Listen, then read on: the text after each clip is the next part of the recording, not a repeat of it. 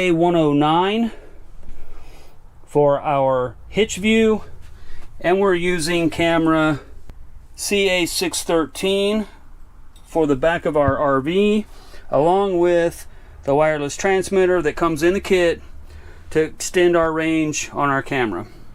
So let's go ahead and go outside and get these installed, and let's check them out. So I've already removed the Voyager camera from the Hitch view on the truck, and you can see here I had to fabricate a bracket for the new camera because it mounts slightly differently.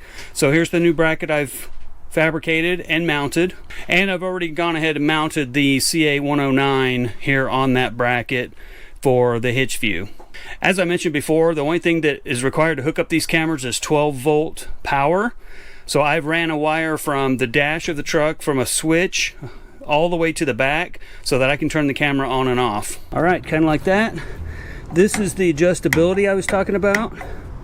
So you can adjust this view. We'll probably leave it about like that. I might have to notch it down one to see the pin, but we can adjust that later. Got the little antenna.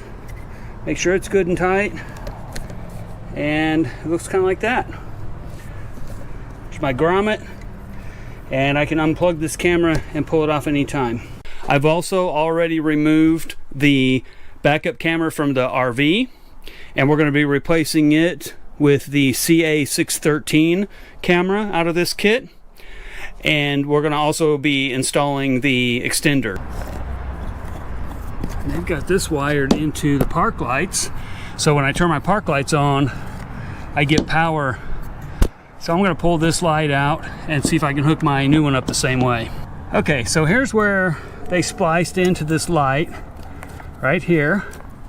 So what I'm going to do is I'm going to cut these wires. I'm going to splice into these wires with my new one, and then this old camera will still be functional for someone else and they can hook it up the same way. Okay, so I cleaned the surface and I put some butyl tape.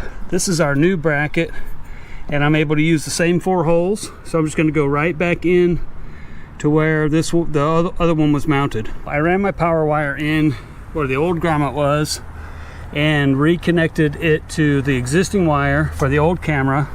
Now if you're installing this camera for the first time, you can do the same thing. You can splice into the wires on the park light, provide 12 volts that way, or you can run from a different 12-volt source. I'm going to go ahead and push all this back in here. I'm going to reinstall my light, and then we're going to go up on the roof and install the rest of the extension piece for this camera. It mounted pretty well. I've got it all sealed up, so I think we're good to go. Okay, so here's my 2 wires coming up from my camera.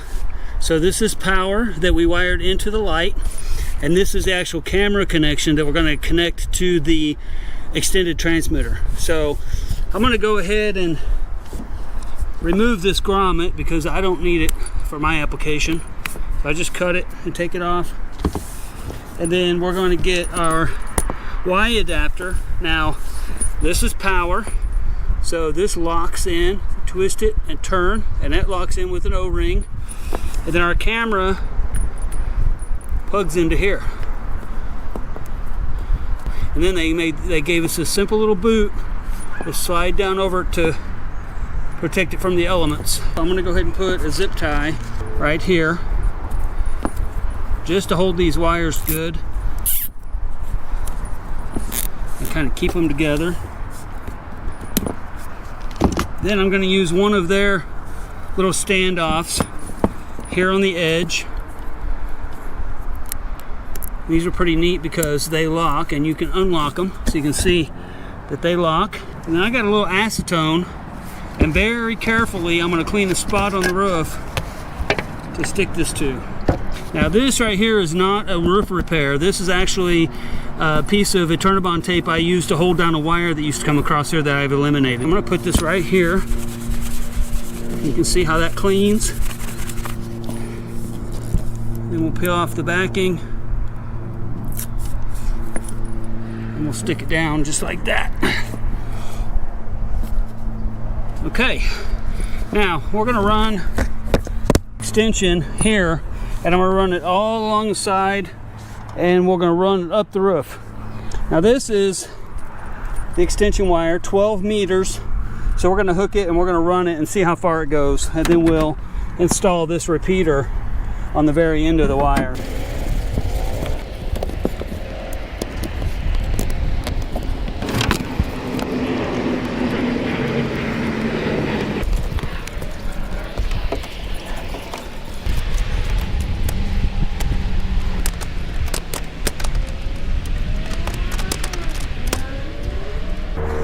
Now you can see this cord runs clear up to the front of the RV here. So I'm going to go ahead and mount my repeater, something like that. Get it connected as well. There we go. So I think I'm going to mount that right about there. Now, one cool thing about this repeater, it does have a button on the side to sync it if you ever have to sync it. So we'll see how well they read each other once we get it all hooked up. But I think that's where I'm going to mount it, and I'm just going to use that double-sided tape, and I'm going to stick it down right there, and then I'm going to go back through all the way down and put those little clips on. So let me get that going. So I had enough of these little clips to go about every, I don't know, 30 inches or so, maybe a little closer. All right, so I've cleaned the roof here, applied this VHB tape patch, and that's where I'm going to put my repeater, and I cleaned the back of it as well. So just peel this off, there we go, and stick the repeater there and give it a little pressure, and it'll stick, and it shouldn't come off. Make sure our antenna's tight. There we go. And then I've completed cleaning and attaching